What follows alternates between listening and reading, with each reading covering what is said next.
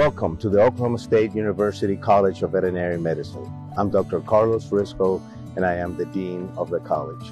We are excited you will be joining a virtual tour of our facilities. I now will turn it over to Greg Yos, who will be your tour guide for the day. Have fun and go Pokes. Hi everyone. I want to welcome you here to Oklahoma State College of Veterinary Medicine. My name is Greg Yos. I'm a current fourth-year student here at OSU, and we're going to do just a walking tour of our veterinary school today. So I'm outside of Mcelroy Hall, and we're also going to take a look at our new classroom building and also our veterinary teaching hospital as well. So if you're ready, let's go ahead and get started. We're inside of Mcelroy Hall, and this is actually, we're in the lobby right now. So this is just the epicenter where everyone goes their own separate ways. We got offices down here, we got offices upstairs. A couple of our different labs are in here as well. But mainly our main classroom building, our new classroom building, is behind us. So that's where most of the students will be heading off to attend class. But other than that, we can head on down to our student services area. All right, we just passed our student services office behind us there, and they're just super helpful in anything you need as far as school-wise, getting into vet school admissions offices in there as well. Stop by there, give them a call, anything you need, they can take care of it for you. So we're walking down the hall here in Mcelroy Hall.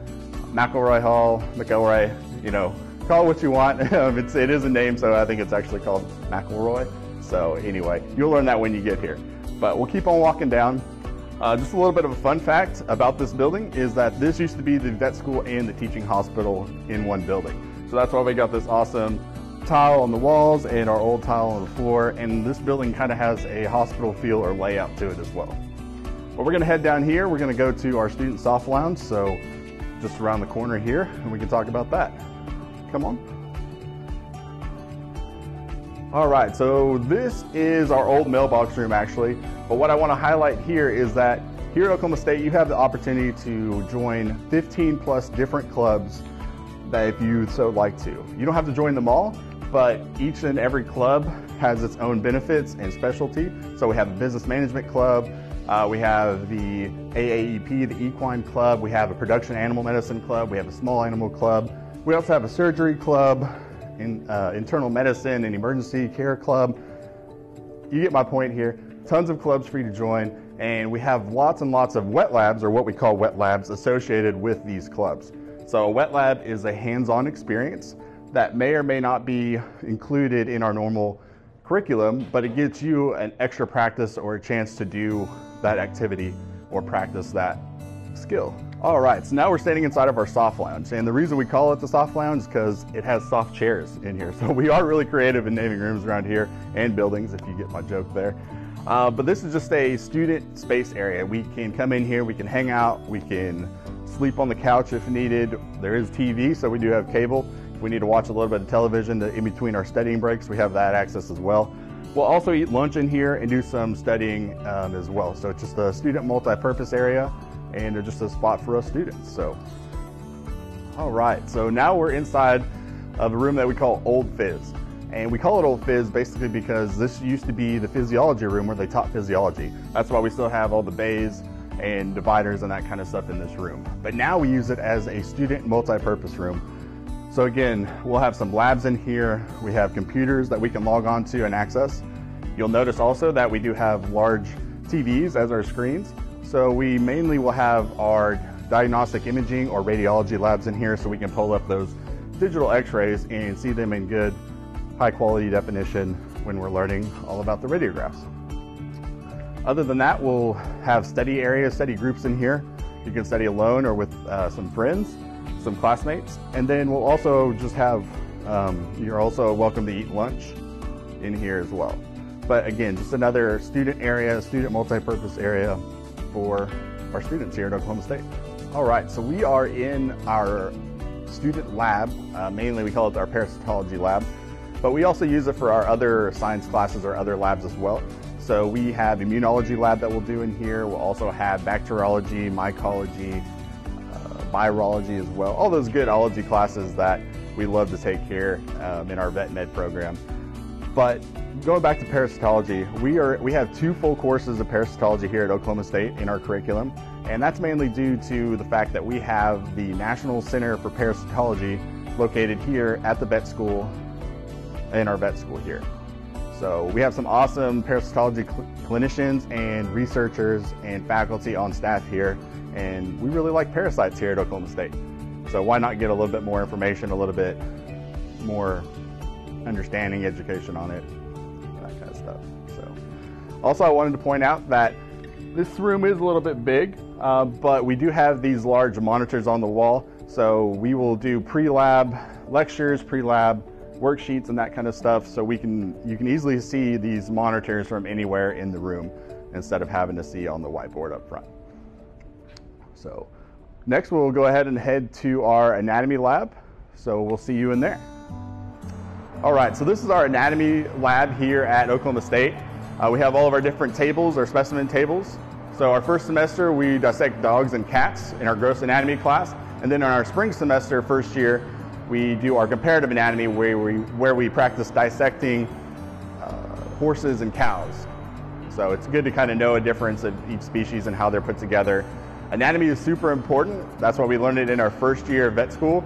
And everything else that we learn here at vet school kind of builds off of our anatomy knowledge in class. So as you can see behind me, we do have some of our models, our bone models here. So we have a horse on the left, we have a cow in the middle, and we have a pig or a porcine species there on the right.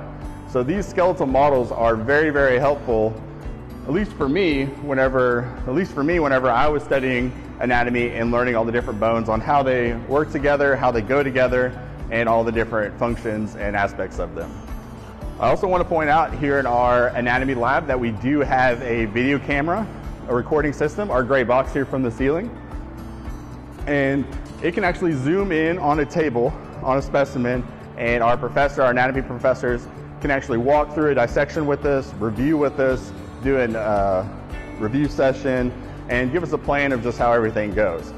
Also, all of our monitors are hooked up around the room to this video camera as well, so it makes it easy for whenever they are presenting or dissecting with us, showing us what they want to do, for us to see, so we don't have to gather around one table. We can just turn around at our own stations and easily be able to see a screen. So we are just outside of our anatomy room here, our anatomy lab. This is what we call our out of lab room, and this is mainly the room where we go over all the bones of our different species. So of our dogs, our cats, our equine, our bovine species. This is kind of like our bone room. So bones are really hard. There's lots and lots of bones. So we need that extra time as students just to kind of go over and make sure we understand all the bones and how they work together and how they function.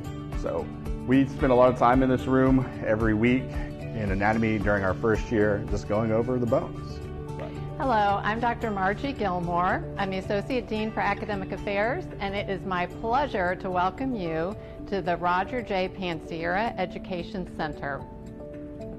Let me give you a little history about this building. It opened in August 2020, and it was created to bring a beautiful ambiance to students when they're trying to learn. And also we have state-of-the-art teaching rooms. We've also been able to bring all 3 years classroom together under one roof so that our students can see each other. First year class students can mingle with third year and second year. So that's a real opportunity our students never had before. Now I want to introduce you to Roger J. Panciera. The building was named after him and donations were given in his name to build this. He was a phenomenal pathologist. He was known worldwide, not only for his pathology expertise, but for his colorful personality and always saying just what he meant. So he was a refreshing personality for our college. And if it weren't for him, we probably wouldn't be standing here now. This is the lobby with windows and beautiful lighting and places for students to meet and group and discuss. And then we're going to move into one of our classrooms. There are 3 of them for year 1, year 2, and year 3. And students move into that classroom as they advance in our curriculum. And all of them are built very similarly. So come on in and let me explain what they are.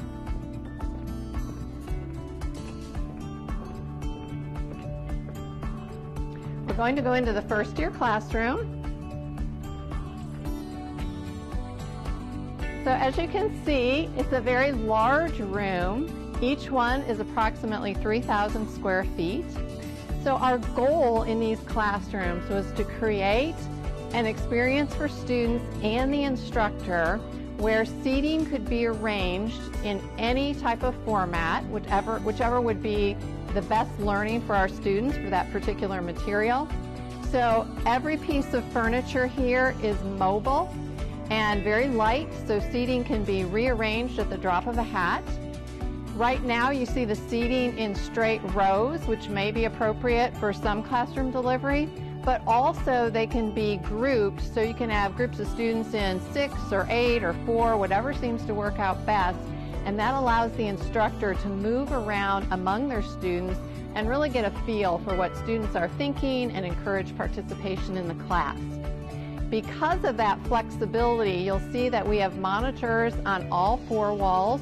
So however the students are seated, they will have a very good view of the screen where the instructor is presenting their material. We also have a very small little podium. We're trying to encourage instructors to move among the students and get away from the presentation style or lecture style where the instructor is very much separated from their students. In addition, the rooms are equipped with 2 screens and projectors, so if for any reason an instructor wanted to have everybody forward facing and looking at the same 2 screens, we could do that as well. Now the other benefit and intent of these rooms is not only to serve as a classroom, but also as a study space for our students after hours. So students can move their desks again in any arrangement. They can move them up to a monitor. They can actually plug their laptop into that monitor and have a whole discussion among their group. And you can have many students in here after hours studying. We've created one of the rooms to be a quiet study room. So after 5, it's quiet if you want peaceful study. If you want to study with your group, you can come into one of the other 2 classrooms.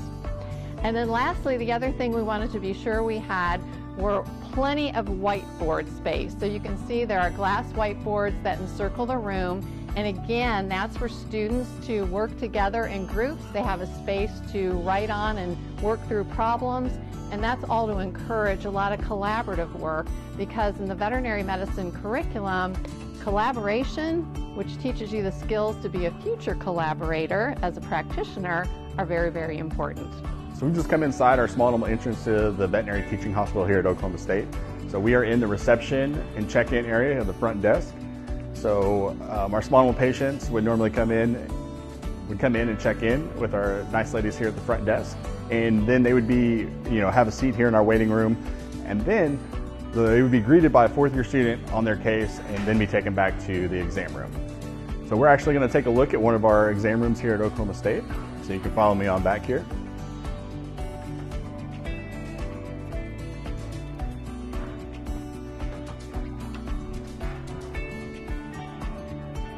So we have a lot of different exam rooms. Some are on reserve for certain services here at the teaching hospital. So we have our surgery exam rooms for our surgical patients. We have our normal exam rooms here on your right. And then farther down we have our ophthalmology ones. We have a theriogenology exam room. Let's see which one is open for us today. Right. So this is one of our ophthalmology exam rooms that we have here at the teaching hospital. It's been recently updated, so we have this hydraulic table that can move up and down for our large dogs and patients. And then we have a set of our ophthalmology equipment and instruments that we would possibly use this in a normal ophthalmic exam. But this is just a typical exam room that we have here at the hospital. Our clients would come in, bring their patient. We can do and communicate with the clients and examine our patients in here. All right, so we are inside of our spinal induction area or room. So this is where all of our spinal patients come before they go into our surgery or OR suites. So in this room, we will anesthetize our patients. We will sedate them. We will then induce them into a plane of anesthesia and then prep them for surgery. So as you can see, we have a minor procedure going on behind me, but we have them hooked up to the anesthetic machine, breathing anesthetic gases to maintain their anesthesia. And we also have them on a monitoring machine so we can monitor all their parameters while they're under anesthesia. And if they were going into our OR, similar in there, they would be monitored the entire time for anesthetic depth and make sure that they are all good to go. Next, we're going to head over and take a peek inside of one of our operating rooms. So we'll go head that way.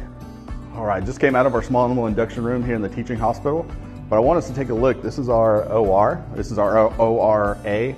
So we actually have a procedure, a surgical procedure going on. This is our orthopedic suite specifically. So it looks like they're getting our patient all prepped and ready, and the surgeons are about to enter and gown up and get started on this procedure. So moving on down the hall here in the teaching hospital, we have our pharmacy here. Our awesome pharmacists are in here. So this is really important to have here in the hospital. We can just come down the hall, get whatever medicine we need to prescribe or dispense to our patient, all right here. This handles our small and large animal patients here. All right, so we also have our small animal radiology rooms here across the hall from our pharmacy. So we have 2 digital x-ray machines, 1 in each room that we have available to use as diagnostic imaging for our patients. And we also have the capability here in the teaching hospital of fluoroscopy. So fluoroscopy is, how I think of it, is kind of like a live action or video radiograph or x-ray. So it gives us a live stream of what's going on inside the body so we can do live action shots basically. For the rest of it, you can Google it up. It probably has a better description online. But that's our small animal radiology. Next, we're gonna head to our CT scanning. All right, so this is our 64 slice CT scanning machine. It's very, very helpful when we are using it to have extra imaging diagnostics or capabilities here in our hospital. So this is our small animal patient table. Behind us, we also do have a large animal table for our larger patients to be able to slide in and do our CT on that. So very important piece of equipment here at the hospital. Just adds to our ability to image and get a better diagnostic plan and even plan for surgery in some aspects. So our 64 slice CT scanner. We're now inside of our MRI trailer here. So the MRI machine behind us was actually donated for our veterinary hospital here, and it has greatly enhanced our ability to increase our patient care and enhance our ability of imaging for our small animal patients that we see here at the hospital. All right, so we're here in our equine induction room area. So in this area, we would bring our surgery equine patients in here and get them prepped and ready for surgery. So over here, we would give our sedation and then also give our inducing agent of anesthesia. We would gently guide them to the floor. We would use the hoist to pick them up, and then we would come and put them on our surgery table, our padded surgery table.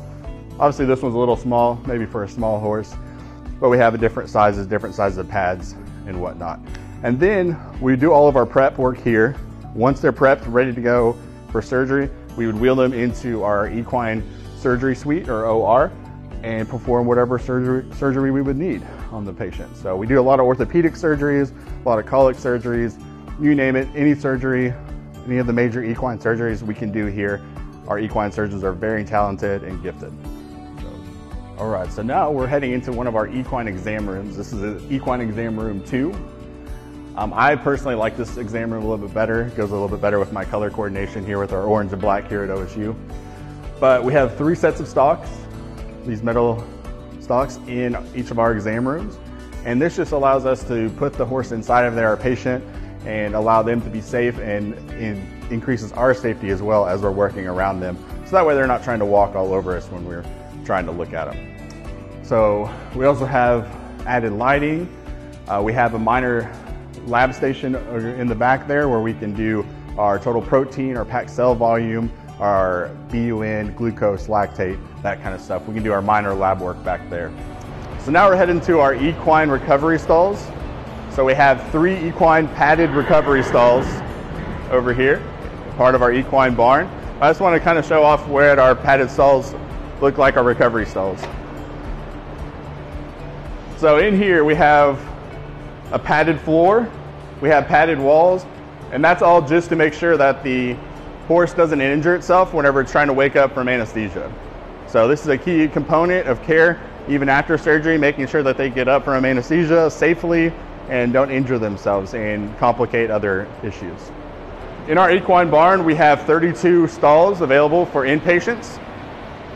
Kind of depends on the year. The time depends on the time of year of how many inpatients we have, what's going on. Sometimes we're pretty full up on capacity, and other times we don't have that many inpatients. But we can take a look and see what we have in the barn right now. So here in our equine barn, this is Romeo. He's one of our blood donor horses that's owned by OSU.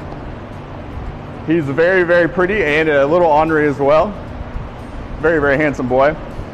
But we basically have a blood donor horse here in the hospital 24/7 if we need to do any blood transfusions for our equine patients. So Romeo will stay about 30 days or so here in the hospital, and then he'll actually get to go back out to our vet med ranch and go back out to the pasture until it's his time again to come back in and do his shift. All right, so over on the other side of our equine barn, we have our mare and foal stalls. So these are a little bit larger stalls to allow for more space for mom and baby horses to kind of be in here. And this one's kind of already made up with shavings and ready to go for any patients that we have coming in. But if mom and baby need to spend any time in the hospital, they go in one of these bigger stalls to give them a little bit more room. Also located in our large animal side of the hospital is our isolation area. So if any of our large animal patients, equine or food animal patients that come to the hospital with anything potentially contagious, we will put them in our isolation area. We have 4 stalls in there. Currently we do have a horse and mare in there, but we keep them in there because we don't want them to spread their contagious bacteria or infection with the other animals that might be in our barns. So it's very nice that we have this isolation area here at our hospital to have patient care for our patients. All right, now we're in our equine sports medicine exam room. I call it our fancy exam room suite. Basically because everything we have in here is brand new. So we have a set of stocks in here for us to examine our equine patients. And then we also have ultrasound machine, centrifuge. We have endoscope in here as well. We have our lameness locator machine. So anything that has to do with equine sports medicine, we have that here in our room. So now we're here by our large animal scale. So it's very important for us to get an accurate weight on all of our large animal patients, equine and whatnot. So we can walk them on the scale, get their accurate weight, so we can have it for our record keeping, but also helps us when we're prescribing and dosing medication so they get the accurate or the correct amount of medication when they need it. So let's head into our food animal barn and take a look.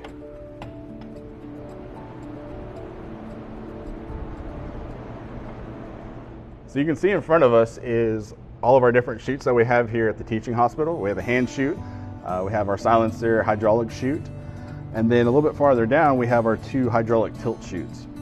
So just depending on what we have coming into the hospital or what function we're trying to do, we have a different chute that may suit our needs better and whatnot. Also over here in our large animal barn is Simon the goat and Eleanor the lamb, the sheep. So they are our resident blood donors here at the teaching hospital, and they're here just in case we need to give any blood transfusions to our goat and sheep species. As you can tell, they're well taken care of here at the teaching hospital. Simon gets fed twice a day, usually on most days, gets a little bit of hay, and is kind of living the life up here as well. They also get outside access time to do a little grazing and to be regular sheep and goats. Now let's head over and take a look at Daisy, our resident cow. So this is Daisy. She is our blood donor cow here at the teaching hospital. So we can draw blood from her to give any blood transfusions, but then she also has this cannular port that goes directly into one compartment of her stomach called the rumen. And this is sealed up right now, but we can unseal it, and then we can also go in there and collect the rumen fluid that's within there, which contains all of the good bacteria, microbes, and good stuff that we want out of the rumen. And we can also give that to another ruminant and kickstart their GI tract that way.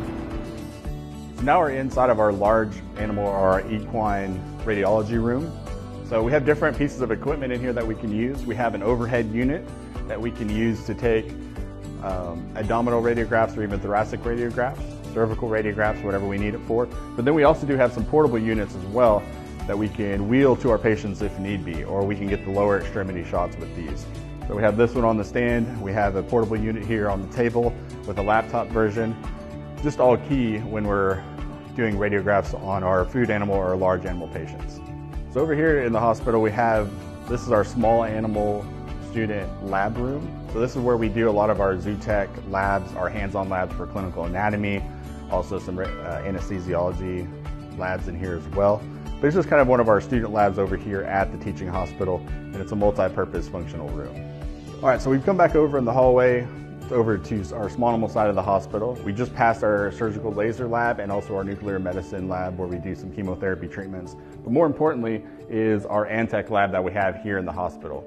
So it's really key to have this lab here in our actual hospital so we can just come down the hall, submit our samples for our testing, and get our results back a lot quicker than it would be if we had to ship them out.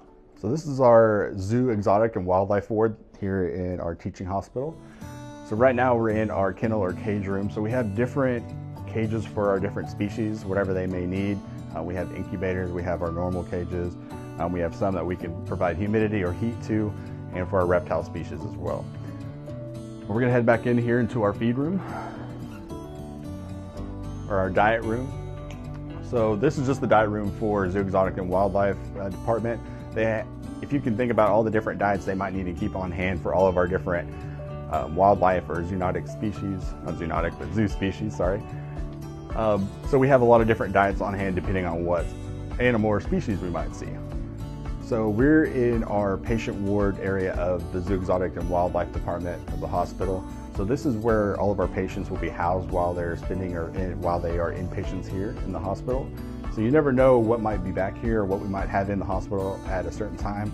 Currently right now we have a duck patient in, and we also do have a few raptor bird species that are recovering here in the hospital. Yeah, so right now we're in our zoo, exotic, and wildlife department exam room. Currently right now we have a rabbit that's has a growth over both of its eyes, like a filmy structure. So we're just examining it, taking a better look to get a better plan of action on how we'd like to treat this guy. So we're inside of our small animal ultrasound room. So we have our brand new Sonusite machine here that we use for our small animal ultrasound patients. Just another tool that we have here at the hospital to image either the chest or the abdominal area of our small patients. So it just helps us out in diagnosing and treating our patients. So we're here in our small animal internal medicine treatment room. So this is where we give a lot of our treatments, a lot of our diagnostics as well for our internal medicine patients on the small animal side of the hospital. This is our nurse's station as well for back here, but we'll do endoscopes in here. We'll do some minor procedures and ultimately just trying to give better patient care for our small animal patients. So I'm just outside of our physical therapy room for our small animal patients. So inside here, we have our underwater treadmill, or a water treadmill, I should say. So we use this for a lot of different patients for rehab. Just like when we as humans after undergo a surgery, we need oftentimes to do physical therapy or do some rehab after that to regain our muscle. So just like that in our animal patients, we have this water treadmill to help us facilitate that. All right, so we're just outside of our ICU unit here, our intensive care unit here on our small animal side of the hospital. So this is where all of our really intense emergency cases go for the hospital. You can see that we're working on a patient back there right now. So just critical care and any emergencies that come into the hospital go directly to our ICU ward. Thank you for joining us on this tour today. I hope you learned a lot and got a chance to see all the great things we're doing here at the College of Veterinary Medicine. See you soon.